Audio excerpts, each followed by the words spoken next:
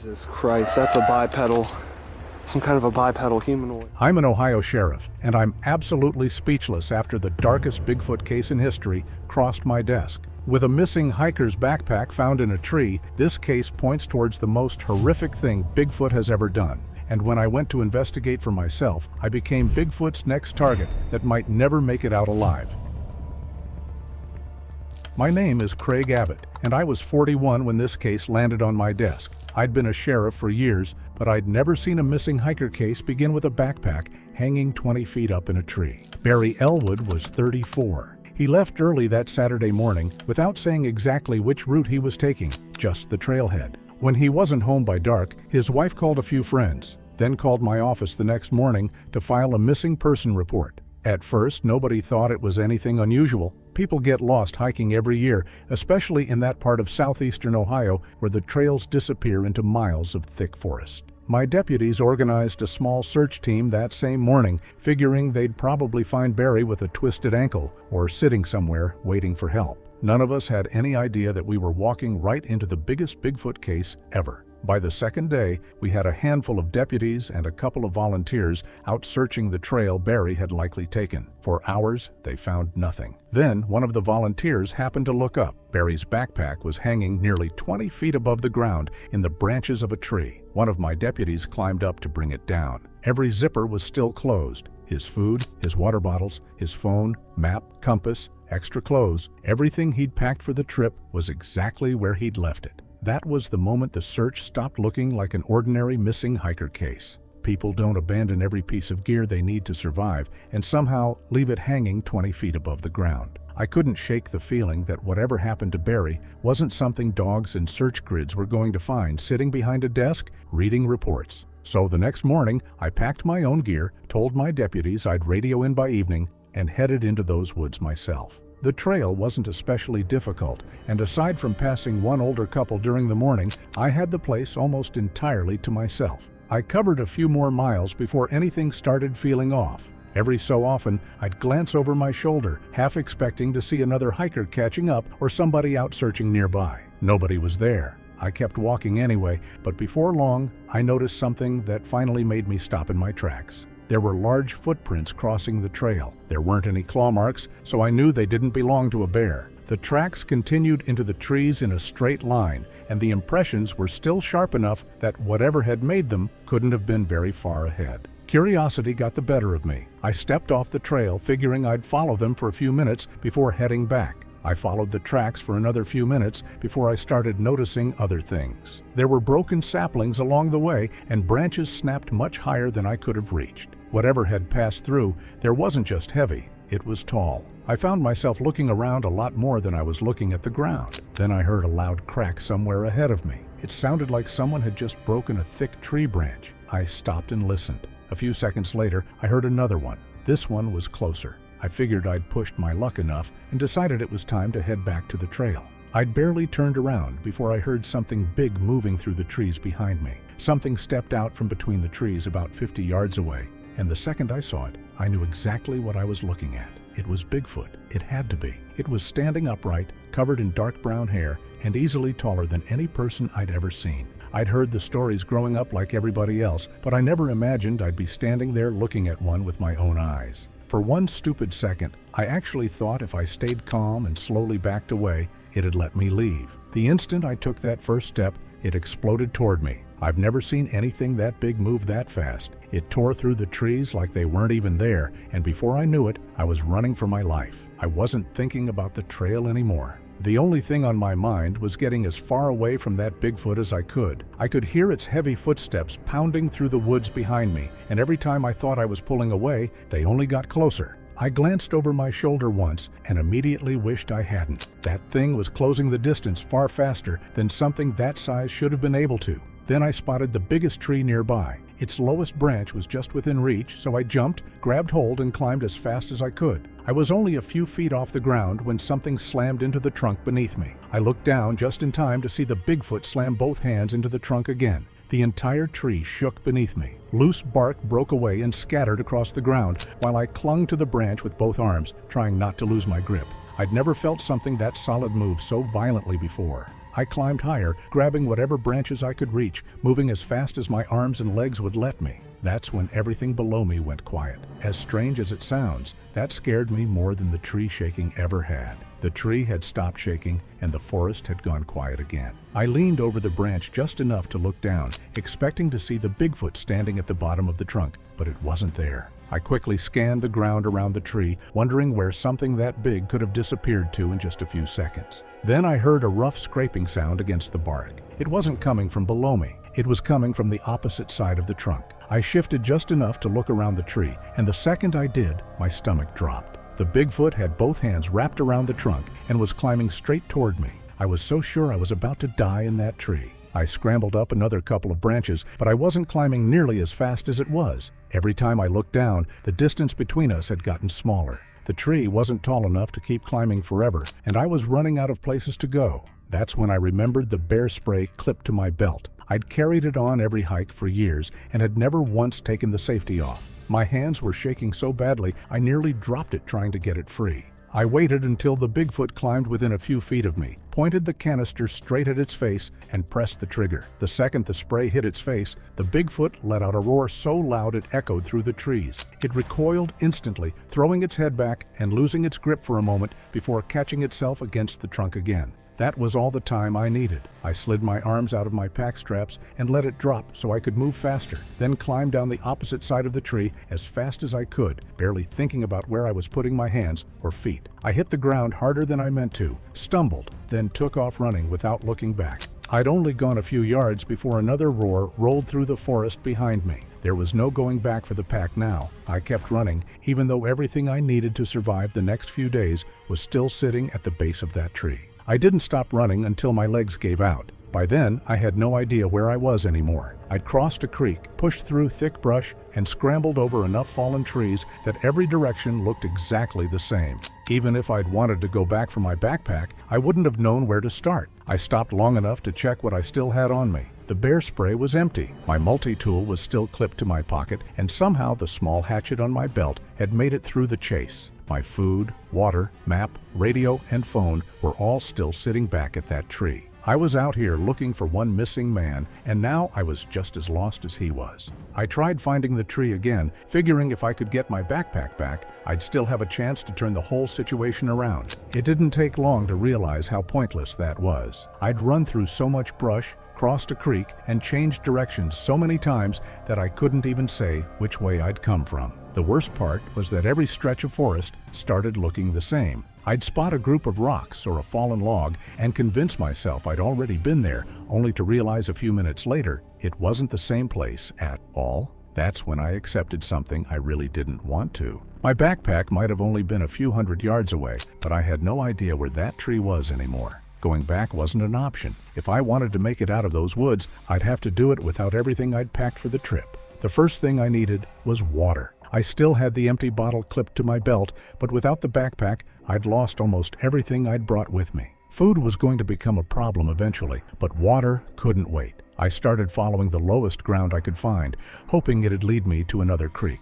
It wasn't much of a plan, but it was better than wandering around in circles. Every few minutes, I'd stop and listen before taking another few steps. After what had happened, I wasn't about to walk blindly through those woods again. It took longer than I expected, but I eventually heard running water somewhere ahead. I started making my way toward it, relieved that at least one problem was about to be solved. I had no idea I was walking straight into another one. The creek wasn't very wide, but it was enough. I walked over to the bank, and before I even knelt down, something caught my eye in the mud. There were footprints, the same huge human-shaped footprints I'd followed earlier that day. They were pressed deep into the soft bank, and some of them still had water pooled inside the impressions. Whatever had made them had crossed the creek not long before I got there.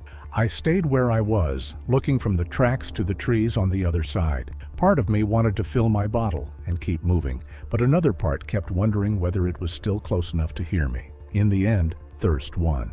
I knelt down, filled my bottle as quickly as I could, and the moment I stood back up, I heard a branch snap somewhere across the creek. I couldn't see anything through the trees, but I had the unmistakable feeling something was standing there looking back at me. I stood there without moving, staring across the creek. At first, I couldn't see anything except trees and shadows. Then a dark shape shifted behind a thick oak, and a second later, it stepped out just enough for me to recognize it. It was the same Bigfoot. This time, it didn't stop to watch me. The second it realized I'd seen it, it came charging down the bank and into the creek. Water exploded around it as it crossed, and I knew right then there wasn't going to be another chance to quietly walk away from it. I turned and ran before it even reached my side of the creek. I didn't waste a second looking back. After the first chase, I already knew I wasn't going to outrun something that size on open ground. Instead, I headed for the thickest stretch of woods I could find, weaving between trees, climbing over fallen logs, and forcing my way through brush that slowed both of us down. It still wasn't enough. I could hear it crashing through the woods behind me, closing the distance every time the ground opened up. My lungs were burning, my legs felt like they were about to give out, and I knew I couldn't keep that pace much longer. Then I spotted a massive tangle of fallen trees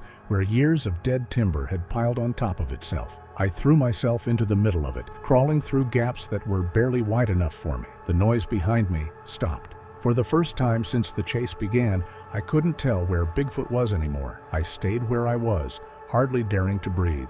The pile of fallen trees was packed so tightly together that I could barely move without scraping against bark or dead branches. For the first few seconds, I actually thought I'd managed to lose it. Then I heard footsteps again. They weren't getting farther away. They were circling the log pile. It wasn't running anymore or crashing through the woods like before. It moved slowly, almost like it was trying to figure out where I'd gone. Every now and then, it'd stop for several seconds before taking a few more steps. The longer it kept doing that, the more I started realizing this wasn't blind luck on its part. It was searching. Then one of the fallen logs above me shifted.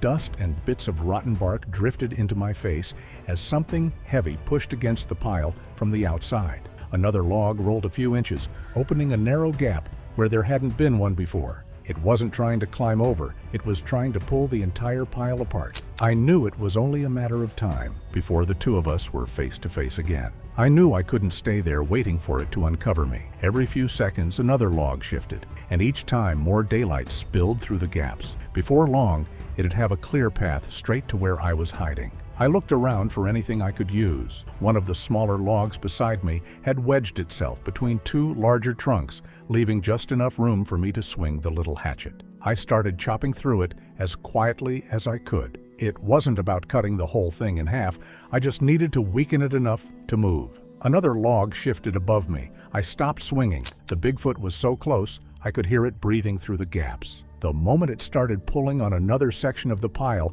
I shoved my shoulder against the weakened log as hard as I could. It rolled just enough to open a narrow gap, barely wide enough for me to squeeze through. I didn't think twice. I crawled through it and threw myself back into the woods before Bigfoot realized I'd slipped out the other side. I didn't stop until I couldn't hear anything behind me anymore. Even then, I kept walking for another several minutes before finally sitting down against a tree to catch my breath. My hands were covered in cuts from crawling through the deadfall. My clothes were torn in half a dozen places, and every muscle in my body ached. I'd managed to escape again, but deep down, I knew I couldn't keep surviving by barely getting away every single time. Sitting there, I kept replaying everything that had happened since I'd first seen that Bigfoot. Every time we crossed paths, I ended up running until I couldn't breathe or hiding somewhere it eventually figured out. Sooner or later, my luck was going to run out.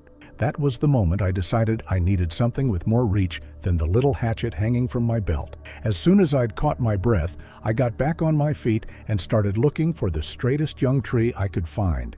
It didn't take long to find a young sapling about as tall as I was. Using the little hatchet, I chopped it down as close to the ground as I could, then spent the next several minutes trimming away the smaller branches. After that, I pulled out my multi-tool and started shaving one end into a point. It wasn't pretty. The wood was still green. The point wasn't nearly as sharp as I'd wanted, and I knew it wasn't going to kill something the size of that Bigfoot. That wasn't the reason I was making it in the first place. If it came after me again, I needed something that gave me a little more distance than a hatchet with a handle barely longer than my hand. By the time I finished, the sun had already started dropping lower through the trees. I tested the point against a fallen log, tightened my grip, and for the first time since losing my backpack, I felt like I had at least a chance. It wasn't much of a weapon, but before the day was over, it was all I was going to have between me and that Bigfoot. I hadn't been walking for very long before I heard movement ahead of me. It wasn't the kind of noise a deer or another animal makes when it hears you coming. This was heavier, slower, and deliberate enough that I stopped before taking another step. A second later, Bigfoot stepped out from behind a cluster of trees. It couldn't have been more than 30 feet away. For the first time since all of this started, I didn't turn around and run. I planted my feet, raised the spear with both hands, and tried to make myself look bigger than I felt. My heart was pounding so hard I could hear it in my ears, but I knew if I turned and bolted across open ground again, it'd be on top of me before I made it 50 yards. Bigfoot kept coming. When it got close enough, I drove the point of the spear straight toward its chest with everything I had. It didn't stop the charge, but it made the Bigfoot pull back just enough to avoid the point. That tiny hesitation was all I needed. I slipped past it, sprinted between two trees, and disappeared into the thick brush before it could grab me. The spear wasn't going to beat that Bigfoot, but I'd just learned it could buy me something I'd been running out of ever since this started: time. By the time I finally slowed down again, the sun was already disappearing behind the trees. I knew wandering around in the dark wasn't going to help me find a way out, so I started looking for somewhere I could make it through the night without being completely exposed. After a while, I found a shallow depression between two fallen trees where at least one side of me would be protected. It wasn't much of a shelter, but it was the best option I had. I broke a few smaller branches, spread them across the ground, and sat there with the spear resting across my lap. I kept telling myself I'd stay awake for an hour or two before trying to get some sleep, but every little sound kept pulling my attention back into the woods. A branch would creak somewhere off in the darkness, leaves would rustle for a few seconds, and I'd catch myself holding my breath, trying to decide whether I was listening to the wind or something much worse. I never really fell asleep. Sometime after full dark, I heard slow, heavy footsteps moving through the trees. They never came close enough for me to see anything, but they never completely went away either. They wandered around my position for what felt like hours, and the longer I listened, the more convinced I became that Bigfoot wasn't searching for me anymore. It already knew exactly where I was. The longer I sat there listening, the harder it became to believe I was ever going to walk out of those woods alive. The first light filtering through the trees told me I'd somehow made it through the night. My entire body ached from sleeping against fallen logs, and I felt like I'd barely rested at all, but at least I was still alive. I stayed where I was for another minute, looking and listening before finally getting to my feet. The forest looked completely ordinary again, almost like nothing had happened over the last 24 hours. If I hadn't been carrying that homemade spear, I probably would have convinced myself I'd imagined half of it. I picked it up and started walking, hoping daylight would finally let me put some distance between myself and whatever had been following me. I hadn't gone very far before I looked down and stopped. There were fresh footprints in the dirt. They weren't ahead of me this time. They started only a few yards from where I'd spent the night. Whatever that Bigfoot had been doing in the dark, it had been close enough to reach me whenever it wanted. I couldn't stop wondering whether it had been waiting for the right moment, or whether something even worse was coming. While I was trying to figure out why that thing had spared me, my own search teams were running into problems of their own. The tracking dogs they'd brought in kept losing my scent in the same general area where Barry's backpack had been found.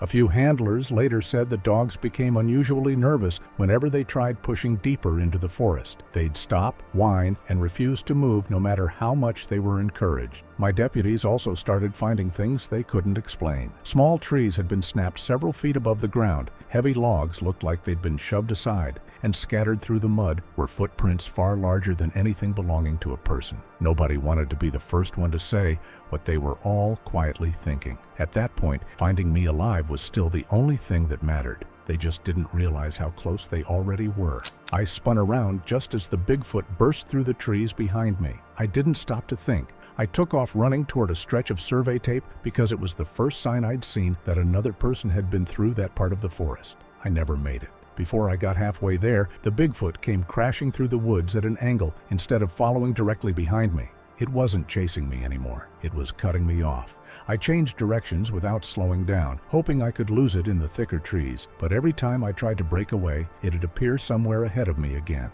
It felt like it already knew where I was going before I got there, and with every turn, it pushed me farther away from the only sign of civilization I'd seen since this nightmare started. I wasn't going to outrun that thing. I wasn't going to outsmart it either. Sooner or later, one of us wasn't walking out of those woods. I kept running until the ground disappeared beneath my feet. I barely caught myself before tumbling down a steep embankment that dropped into a narrow ravine. Loose rocks rolled away under my boots as I stumbled backward, trying to keep my balance. There was no safe way down, and climbing across it would have taken far longer than I had. I turned to go another way. Bigfoot stepped out between the trees. It wasn't charging this time. It just stood there, blocking the only path that didn't end with me falling into the ravine. I backed away until I felt the edge behind my heels again. There was nowhere left to go. The ravine was behind me, Bigfoot was in front of me, and the thick woods closed in on both sides. I tightened my grip on the spear and searched the trees one last time for another way out, but there wasn't one. The only thing left to decide was whether I was going to die running or fighting. Bigfoot didn't rush me right away. It kept walking forward at the same slow pace until there were barely 20 feet between us. I could hear my own breathing, feel my hands tightening around the spear, and every part of me wanted to turn around and run anyway. The problem was there wasn't anywhere left to run to. When it finally charged, everything happened so fast, I barely had time to react. I drove the spear forward with everything I had. This time the point didn't just make Bigfoot hesitate. I felt it sink in before the shaft snapped clean in half. Bigfoot let out a roar that shook the entire ravine and threw one massive arm toward me.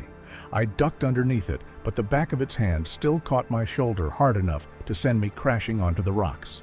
The impact knocked the air out of my lungs. My hatchet flew out of my hand, and the broken half of the spear landed several feet away. I scrambled across the ground, reaching for anything I could use before Bigfoot was on top of me again. When I looked up, it was already coming. It was limping now, and dark blood ran down one side of its chest where the spear had gone in, but it hadn't slowed down nearly as much as I'd hoped. If anything, it looked even angrier. I threw myself toward the hatchet just before Bigfoot reached me. The second my fingers closed around the handle, I swung as hard as I could. The blade buried itself in Bigfoot's forearm, and although it wasn't a deep wound, it made it pull back long enough for me to scramble to my feet again. I backed toward the edge of the ravine, keeping my eyes locked on Bigfoot while searching for anything that might give me an advantage. That's when I noticed a dead tree leaning out over the drop. Most of its roots had already pulled loose from the ground, and the trunk shifted every time Bigfoot's footsteps shook the earth.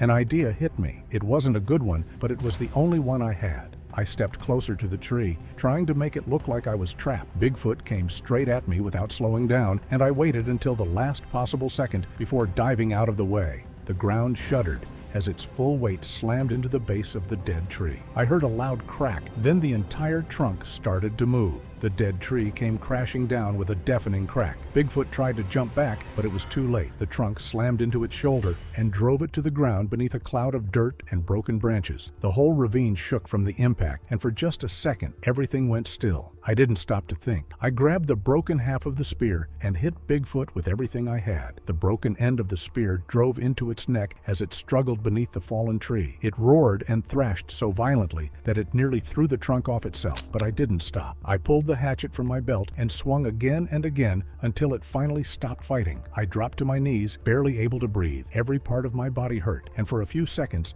I just sat there staring at it, trying to convince myself it wasn't going to get back up. That's when I heard someone shouting my name from somewhere beyond the trees. The voices got louder until I finally saw people running through the trees. A couple of my own deputies reached me first, followed by the search and rescue team. I was so exhausted I could barely stay on my feet while they checked to make sure I was still conscious. Then their attention shifted past me. Every one of them stopped and stared at the massive body lying beneath the fallen tree. The entire ravine went quiet. Nobody seemed to know what they were looking at, but it was obvious they all understood it wasn't anything they'd ever expected to find during a missing hiker search. Nobody had said a word about Barry for a while. I'd almost forgotten, in the middle of everything, that he was still the reason I'd come out here in the first place. Then I heard movement in the trees on the far side of the ravine. A figure stepped out, thin, filthy, moving slow like every part of him hurt. It was Barry, alive. My deputies started shouting, relief washing over their faces, and for a second I felt it too. He'd been out there this whole time, and he was still standing. Then his eyes found the fallen tree. He didn't say anything at first. He just stood there, staring at what was underneath it, and whatever relief had been on his face a moment ago was gone. He started walking toward it, slow and unsteady, ignoring every one of us calling out to him. When he finally reached it, he dropped to his knees in the dirt beside the body and cried. He told us the backpack had been his. He'd left it up there on purpose because apparently he didn't need it anymore. He said he'd decided to stay out there, though he never said why. We just stood there in that ravine, watching a man we'd spent 2 days searching for grieve over the thing I'd spent the last 24 hours running from. It was the most life-threatening moment of my entire life, and the most confusing Bigfoot case of my entire career.